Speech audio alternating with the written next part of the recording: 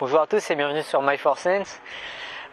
Donc il y a quelques mois, il y a eu une vidéo par Bruce d'Y Penser sur Y Penser par ailleurs, sa chaîne secondaire où il un peu plus en mode vlog, où il parlait de l'absence de sources dans ses vidéos. Suite à quoi il y a eu une vidéo réaction de signification, de Xavier Rista de signification, sur l'importance de mettre des sources en vulgarisation, donc qui disait un peu l'opposé de ce que disait Bruce. Et suite de tout ça, il y a eu des discussions au sein de Vidéosciences sur l'importance de ces sources, ou est-ce qu'il faut toujours mettre des sources.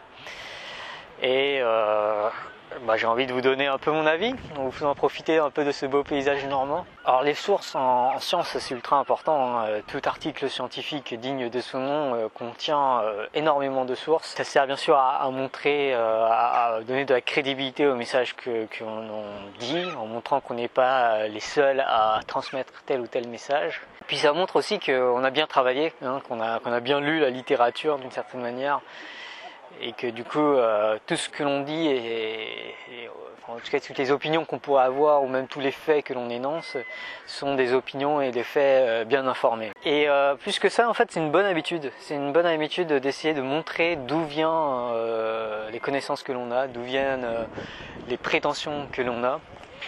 Et c'est une très bonne habitude à avoir quand on réfléchit de façon générale, parce que trop souvent il me semble que lorsque l'on réfléchit, on dit des choses, mais on ne sait pas pourquoi est-ce qu'on pense ce que l'on pense.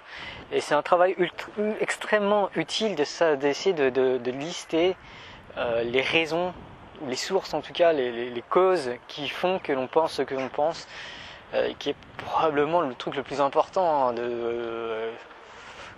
du savoir, c'est de comprendre pourquoi est-ce qu'on pense ce que l'on pense. Je pense qu'aussi c'est une démarche d'honnêteté que de mettre ses sources.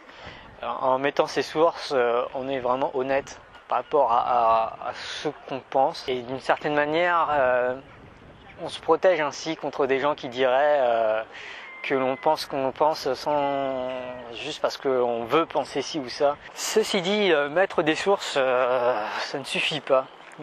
C'est pas parce qu'on a des sources que ce que l'on dit est vrai. Et c'est simplifier beaucoup les choses que de penser que en mettant des sources, on justifie nos propos.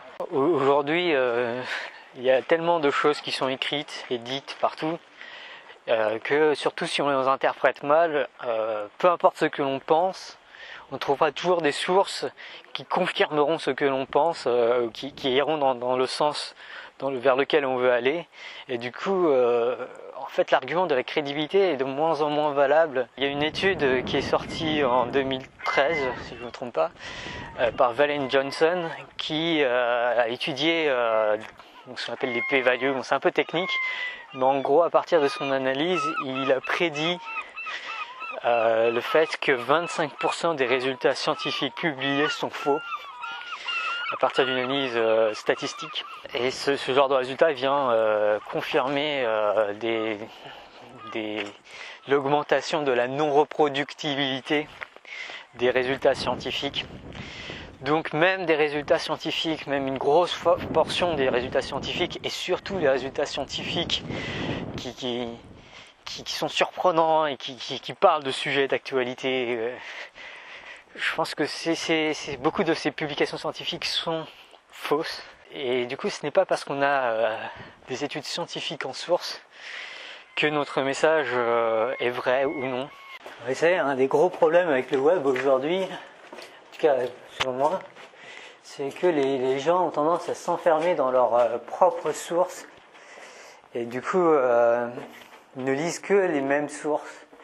C'est difficile de reprocher à des gens qui lisent des mauvaises sources de toujours lire les mêmes sources, parce qu'au final, en tant que scientifique, moi finalement je retombe pas mal toujours sur les mêmes sources. Je pense que quand on cite des sources, on fait toujours constamment du cherry picking. En fait, citer des sources, c'est faire du cherry picking, c'est-à-dire choisir des références sur lesquelles on va plus se référer que d'autres.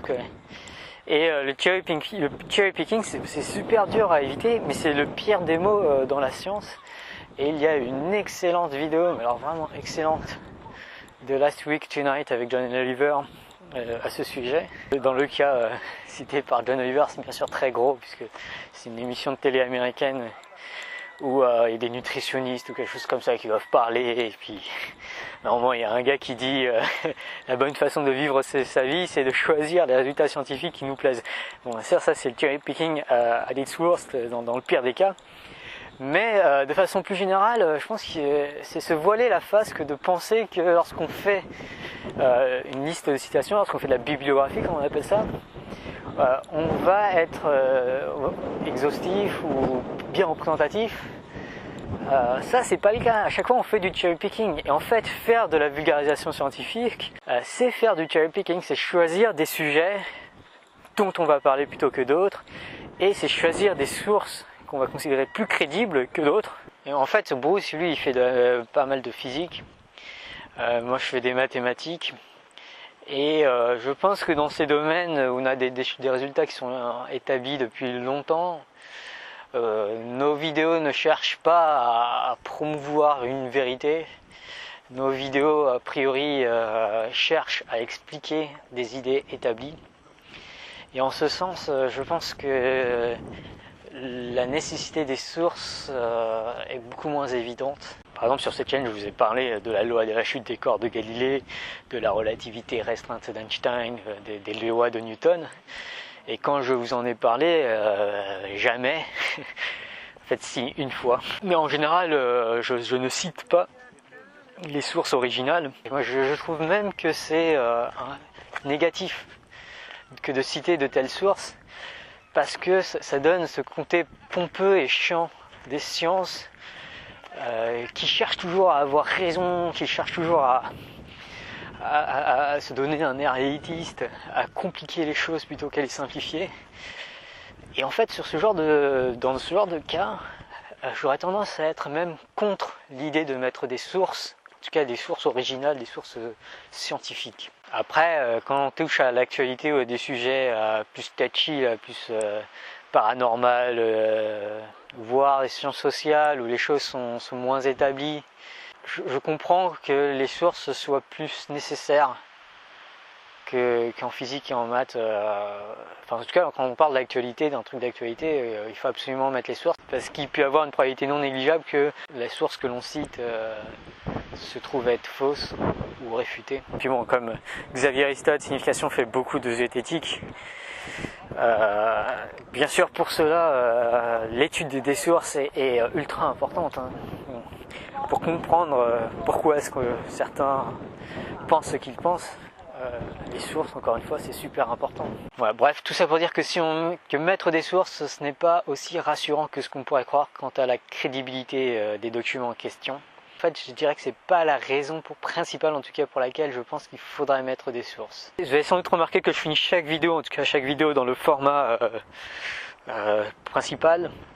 Je finis chaque vidéo avec deux liens vers deux vidéos de vulgarisation scientifique en général. Et je pense que c'est ultra important de faire ça. Non seulement pour rendre hommage et promouvoir les travaux des uns et des autres, mais en fait il y a une autre raison aussi que je trouve aussi importante, c'est d'éviter absolument de donner l'impression que j'ai tout dit dans une vidéo. Vous savez, quand j'étais à Neocast, une des questions qui a surgi, c'est quelle est la différence entre une bonne et une mauvaise vulgarisation.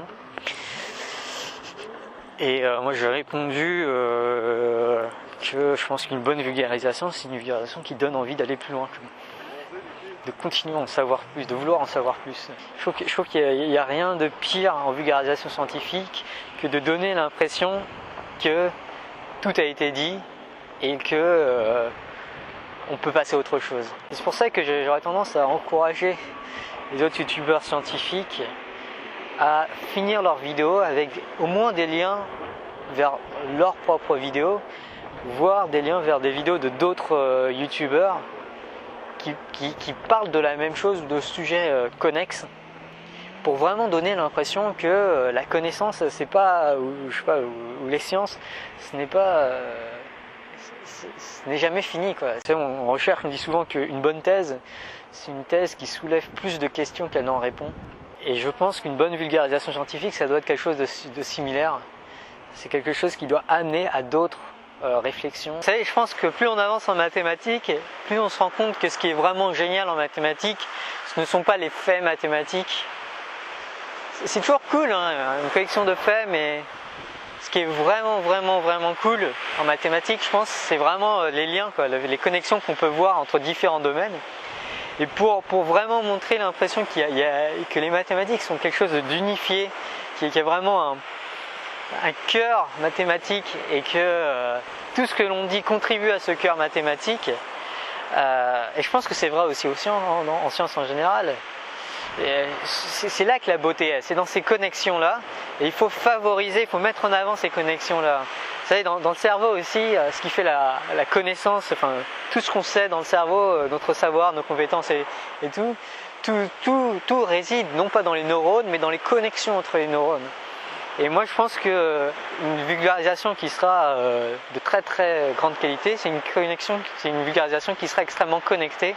Et je pense justement qu'en créant des liens entre des vidéos scientifiques a priori différentes, on crée un cosmos, un microcosme de vidéos scientifiques dont la qualité, dont l'intérêt transcende de loin la somme de ses parts.